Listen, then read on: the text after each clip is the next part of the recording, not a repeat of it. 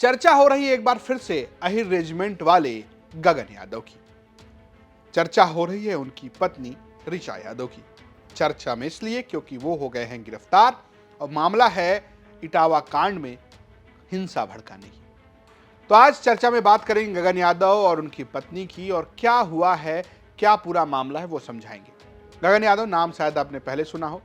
Ahir regiment के अलावा एक संगठन चलाते हैं, एनजीओ, जिसकी डिमांड ये है कि भारत देश में जैसे विभिन्न जातियों के नाम पर रेजिमेंट है, वैसे ही सेना में अहिर रेजिमेंट की भी स्थापना की जाए। कुछ लोग इन्हें समाजवादी पार्टी के समर्थक समझते हैं, लेकिन समाजवादी लोग ये कहते हैं कि ये उनके नहीं है।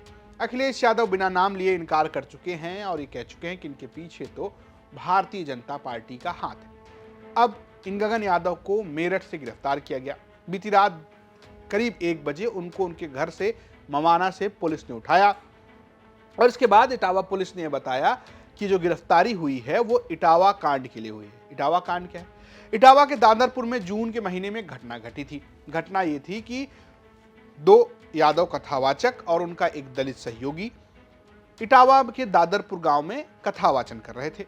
कथा हिंदू धर्म में जिस तरीके से भागवत सुनाई जाती है, उस भागवत के पीठ पर बैठकर, जिसे व्यासपीठ कहते हैं, वो कथा का वाचन कर रहे थे। आरोप यह है कि जब इस गांव के लोगों को पता चला कि इनकी जाति यादव है, तब बवाल मच गया और इसके बाद उनके सर मुड़े गए, उनसे हवा भरवाई गई। इस तरीके के विभिन्न किस्म के आरोप लगे। आरोप तो यह भी लगा कि पेशाब का छिड़काव करके उनका शुद्धिकरण किया गया। राजनीति खूब तेज हुई।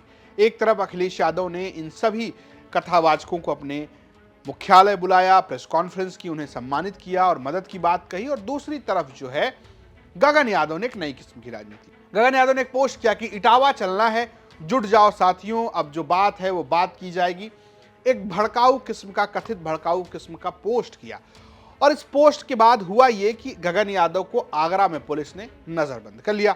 लेकिन बहुत सारे लोग पहुंच गए इटावा, और इटावा के थाने के बाहर कुछ लोगों ने कूच किया दादरपुर गांव की ओर, और पुलिस ने रोका और पथराव हुई, हिंसा हो गई। और इस हिंसा के बाद गगन यादव ने कहा कि अगर मैं गया होता तो ऐसा कुछ नहीं होता, पुलिस मुझे जाने नहीं दी। गगन यादव की बात। सिर्फ हम ताकत के साथ प्रशासन से बात करने गए थे। जब हम वहां नहीं पहुंच पाए तो मामला कुछ और बन गया। जब लोगों को ये पता चला कि गगन यादव को नज़रबंद कर लिया, अरेस्ट कर लिया गया है, मैंने यही कहा था कि आप आज मुझे रोक रहे हो, लेकिन आज अगर गगन यादव नहीं पहुंच पाया वहां तो गगन यादव के ऊपर जिंदगी भर का दाग लगेगा। अब इन्हीं गगन यादव को उत्तर प्रदेश पुलिस ने गिरफ्तार किया है। आरोप इस हिंसा के भड़काने का है। गगन यादव के बारे में हमने आपको जानकारी दी कि गगन यादव जो है वो मुख्य तौर पर इनकी पहचान जो है वो अहिर रेजिमेंट को लेकर होती है। गगन यादव ये भी बताते हैं कि उन्होंने अखिलेश यादव से मुलाकात की थी, टिकट की मांग की थी, लेकिन अखिलेश यादव ने टिकट नहीं दिया।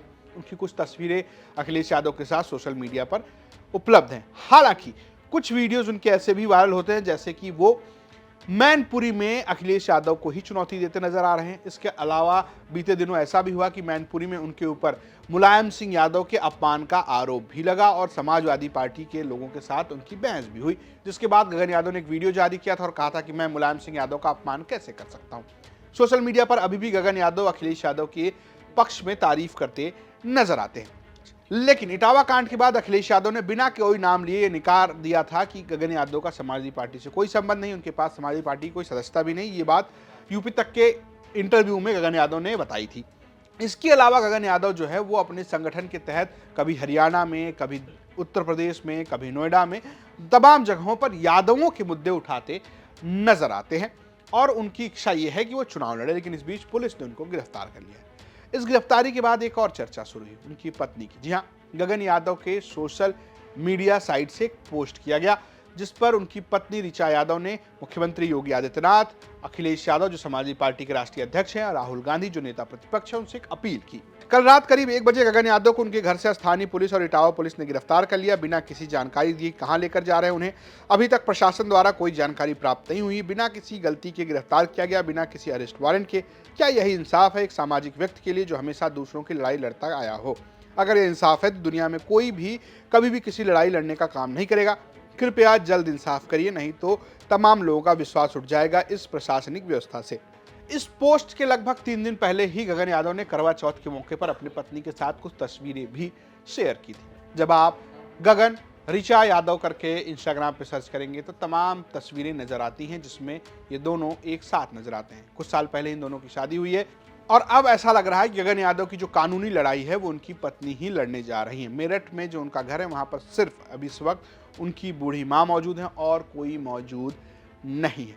अब देखना यह है कि जो पुलिसिया कार्रवाई हुई है गगन यादव पर उसका क्या परिणाम निकलता है। क्या गगन यादव बाहर आते हैं और इस बाहर आने के बाद क्या उनकी राजनीति बड़ी होगी या नहीं होगी, ये भी एक सवाल है। आपकी क्या राय है इस पूरी खबर को लेकर हमें कमेंट बॉक्स जरूर बताएं। देखते रहिए यूपी तक। नमस्कार।